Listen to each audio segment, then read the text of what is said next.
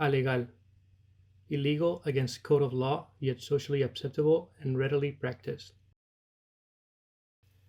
Art of resolver, the possibilities inherent in navigating around bureaucratic rationality. Criollo or criolla, locally made, culturally rooted, vernacular to this particular place. Conseguir signifies the need to spend tremendous time to find items that cannot be bought in normal stores. Inventar, the need to invent things that do not exist or to invent one's way around repressive systems.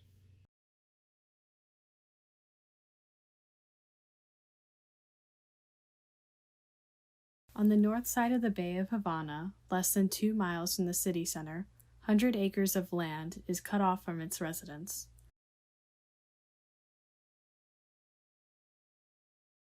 Since its construction in 1914, the Tal Pietra thermoelectric plant has supplied electricity to over 2 million residents in Cuba's capital city. By 2021, leaking gas and unstable structure have slowly rendered it unusable, and it now stands on the verge of collapse. But as Punta Martí, ruin is intrinsically linked to recovery. Havana and Cuba as a whole has a tradition of resilience in the face of extreme scarcity, a philosophy known as resolver.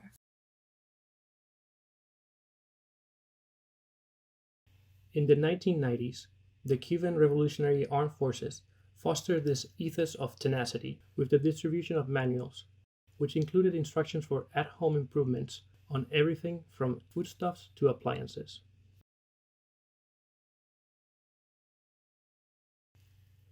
This culture of resilience continued to grow. In the 21st century, limited by petroleum and pesticide shortages, Cuban citizens began to resolver new forms of agriculture.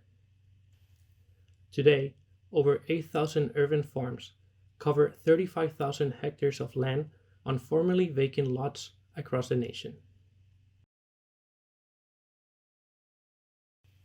Resolver can be applied across the Bay of Havana, which, as a site of geopolitical speculation and aging infrastructure, is emblematic of Cuba as a whole. Due to lack of land and resources, neighborhoods are densified inwards. Houses are atomized into smaller units called barbacoas, each of which correspond to a specific zone in the bay. Each zone is currently defined by a collection of obsolete industries. While these sites of abandon restrict pedestrian access and foster pollution, they might finally provide a unique opportunity for citizens to expand outward instead of inwards. These zones are just 40 kilometers east of the port of Mariel, the island's sole free port, where, since 2009, imported goods have been exempt from customs tariffs. Both foreign investment and domestic industry are now concentrating in the Mariel, leaving the Bay of Havana and the rest of the country vulnerable to abandonment. The Republic of Cuba is located in the center of the Caribbean, at the nexus of 70% of global cruise routes. The island is separated from its largest neighbor, the United States, by the 150-kilometer-wide Straits of Florida. But it is also separated economically by the U.S. embargo against Cuba. Introduced in 1958, the embargo initially limited only U.S. investment. However, the 1996 Helms-Burton Act expanded this legislation to ban all foreign investment, effectively cutting Cuba off from the rest of the world. In reaction to the embargo, the Cuban government invested heavily in its own industries, pushing for advancements in medicine and biogenetic research.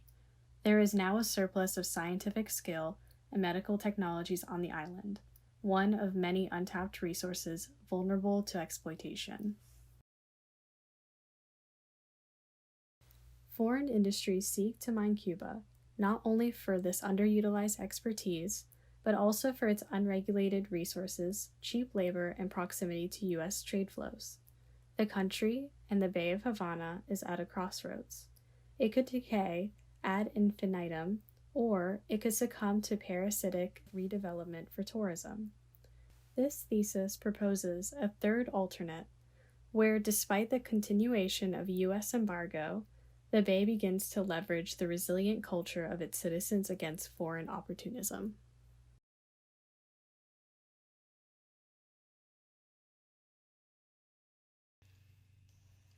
Five years after Raul Castro retired as head of Cuba's Communist Party, La Granja descends upon the Telapietra plant. Brick by brick, the collective demolishes the plant's Station 6 until it is nothing more than a rust-covered skeleton.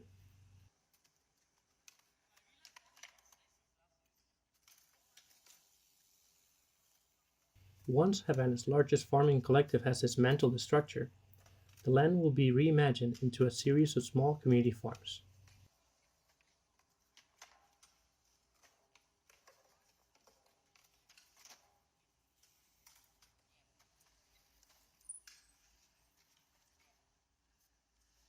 Station 6 will follow in the footsteps of the recently reclaimed Nico Lopez oil refinery, an aging complex whose deconstruction reconnected the Cuba neighborhood to the water's edge.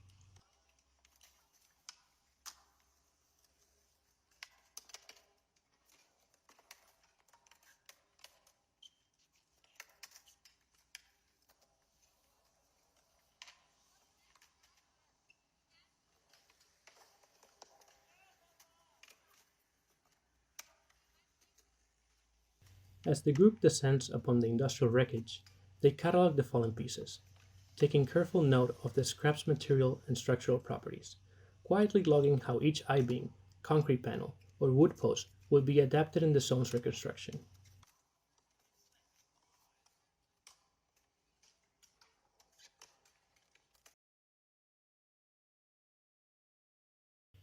With local resources and Resolver, the Martí community begins to reclaim their site.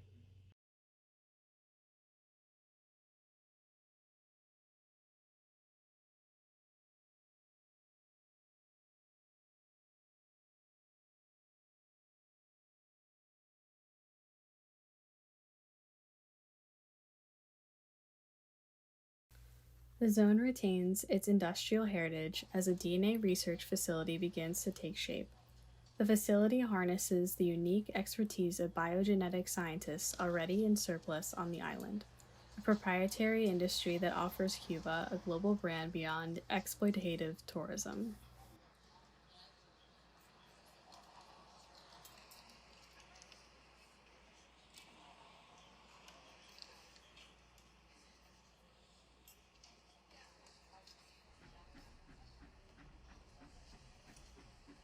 The community also repairs the once defunct rail line using I-beams from the Talapietra plant, reconstituting an infrastructure which allows for on-site transportation of the whole-scale industrial objects.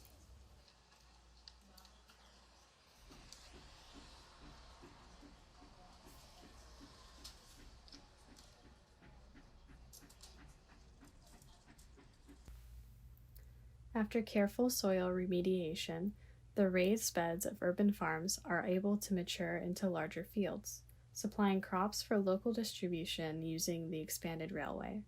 These new paths increase the porosity of the site, inviting citizens to explore and affect the changing landscape.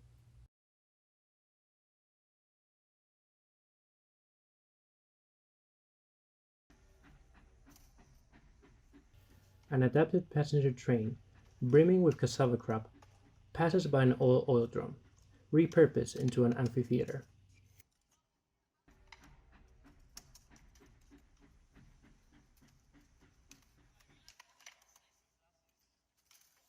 While these crops will be exported beyond the bay, some are sold in pop-up market stalls that regularly appear along the pedestrian path.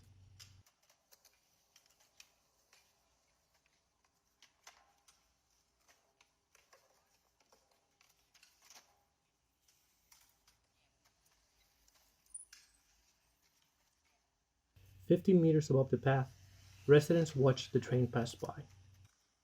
Their observation deck is a repurposed smokestack, reinforced with salvaged metal.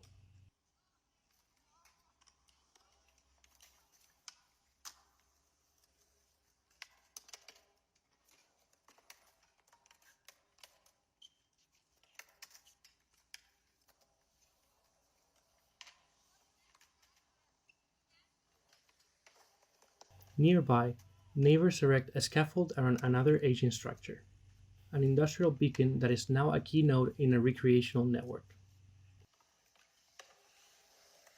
Deteriorating construction elements are repurposed, rather than abandoned. When the scaffolding around them fails, these concrete cones are reemployed to till soil.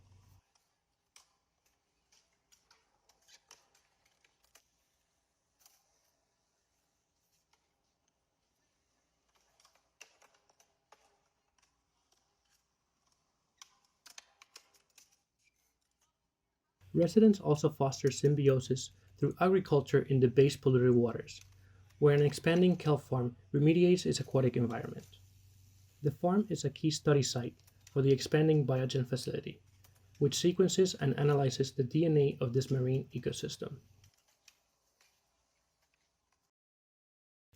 These moments mark a shift in Zone 3, from developing economic enterprises to expanding community projects, and from adapting existing elements to inventing new typologies.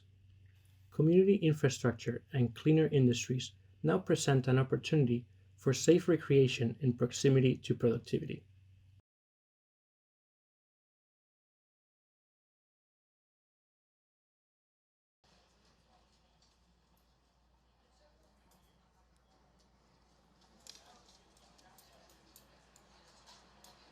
The Biogen facility has expanded into a DNA data farm, where increasing global storage demands are met.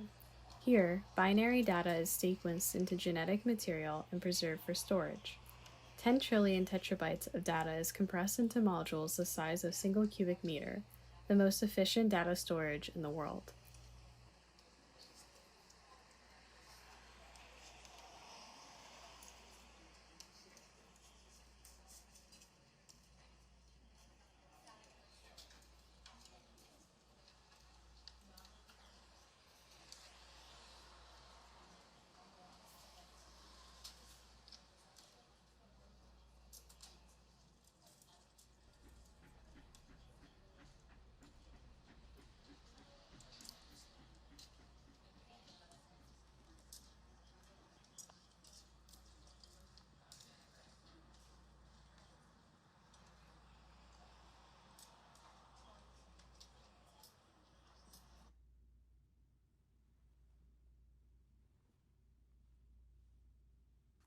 On the edge of the bay, a crane grips a container from the Biogen facility.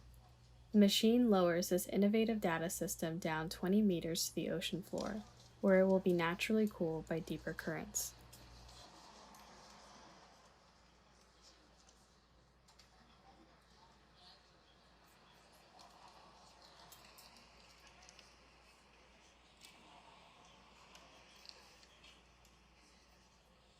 Above the surface of the water, a pedestrian network continues over the kelp farm, where citizens have developed community gardens and an agricultural education center.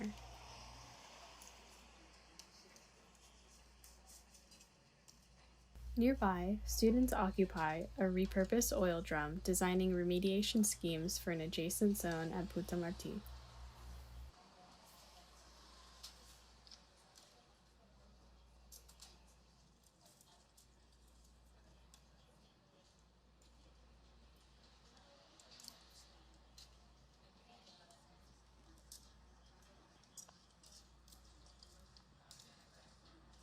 The collection and movement of materials on the site is always active. A broken silo, once re envisioned as an agricultural instrument, is now again reused to fix the path.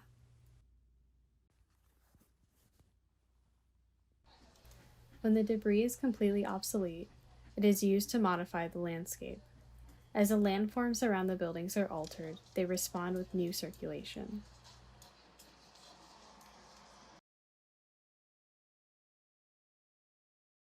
These new systems of infrastructure and industry come together at the biobase. Research in the recombinant DNA technology is integrated into urban agriculture, and expanded railways connect agriculture and technological materials within and beyond the original boundaries of the site.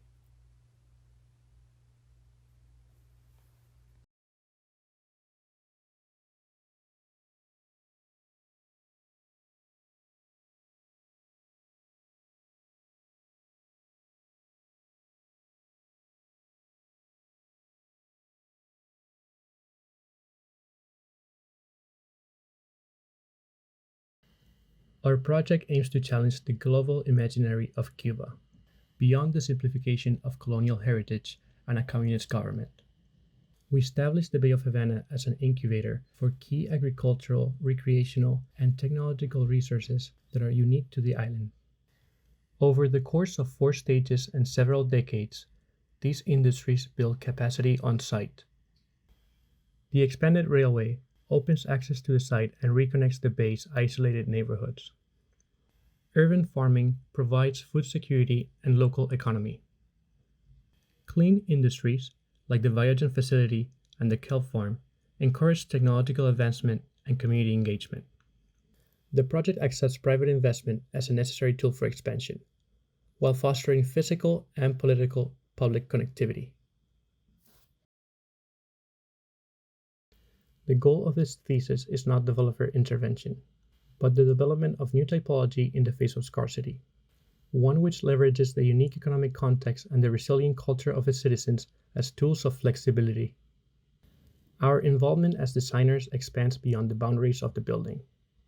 We function not just as architects and planners, but as researchers, surveyors, and community organizers. We examine the complicated histories of land ownership, evaluate the materiality of existing equipment, and engage the Cuban ethos of resolver to activate the bay.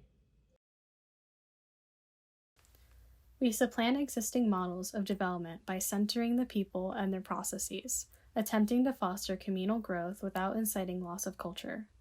The project operates in the hyperlocal rather than the global generic, but our site lives in a state of perpetual flux, constantly adapting within a gradient of ruin, rebuilding, and new construction. Eventually, this continuing development begins to result in more normative architectures on site, and paradoxically, the bay begins to reflect the economic systems which it is initially forced to subvert.